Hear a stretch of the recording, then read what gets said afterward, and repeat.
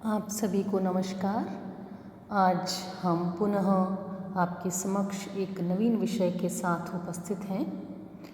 भारतीय सभ्यता का भव्य रूप जिस ग्रंथ द्वारा प्रकटित होता है उस ग्रंथ महाभारत का हम अध्ययन करेंगे, जिसका पठन पाठन श्रवण मनन कल्याणकारक है। प्रस्तावना स्वरूप आज का व्याख्यान है।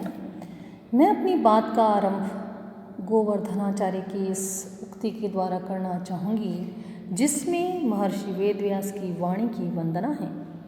व्यास गिराम निर्यासम सारम विश्वस्य भारतम वंदे भूषण तयैव संज्ञाम यदंकिताम भारती वहति। महर्षि वेदव्यास रचित महाभारत केवल भरतवंशियों की कथा नहीं है। यह भारत की अंतरात्मा का, उसके धार्मिक तथा नैतिक मन का, सामाजिक एवं राजनीतिक आदर्शों, संस्कृति एवं जीवन का महाकाव्य है। महाकाव्य के गुणों से सर्वथा मंडित होने पर भी महाभारत एक इतिहास है, एक अर्थपूर्ण कथा है जो आद्योपांत भारतीय जीवन और संस्कृति के केंद्रीय विचारों और आदर्शों का प्रतिनिधित्व करती है। महर्षि वेदव्यास महान कवि, लेखक तथा तत्वदर्शी ज्ञानी थे। वेदों का विभाजन करने के कारण ही व्यास जी वेदव्यास के नाम से विख्यात हुए। ऋग्वेद, यजुर्वेद, सामवेद और अथर्ववेद को क्रमशः अपने शिष्य पैल, जैमिनी, वैशंपायन, सुमंतु मुनि एवं अपने पुत्र शुकदेव को पढ़ाया। वेद में निहित ज्ञान के अत्यंत गूढ़ होने के कारण वेदव्यास ने 5वें वेद के रूप में पुराणों की रचना की, जिनमें वेद के ज्ञान को रोचक कथाओं के रूप में प्रस्तुत किया गया। पुराणों को उन्होंने अपने शिष्य रोमहर्षण को पढ़ाया। वेदव्यास ने ब्रह्मसूत्र का भी प्रणयन किया।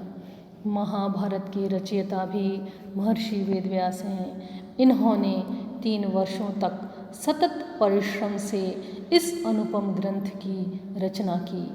त्रिभिर्वर्षैः सदोत्थायी कृष्णद्वैपायनो मुनिः महाभारतमाख्यानं कृत्वा निदमुत्तमम्। ऐसे महनीय ग्रंथ की 3 वर्षों के भीतर रचना का कार्य ग्रंथकार की अनुपम काव्य प्रतिभा तथा अदम्य उत्साह का पर्याप्त सूचक है। महाभारत में सत्य और असत्य के मध्य जो द्वंद्व चला, उसमें सत्य की विजय बताकर वेदव्यास ने इस सत्य का प्रतिपादन किया कि सत्य की हमेशा विजय होती है।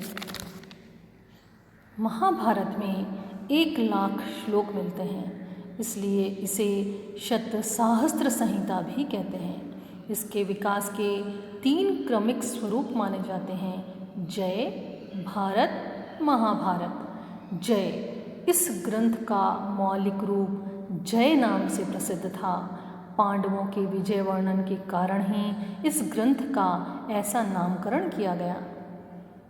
भारत जय के अनंतर विकसित होने पर इस ग्रंथ का विधान पड़ा भारत। नाम से प्रतीत होता है कि यह भारतवंशी कौरवों तथा पांडवों के युद्ध का वर्णन परक ग्रंथ था।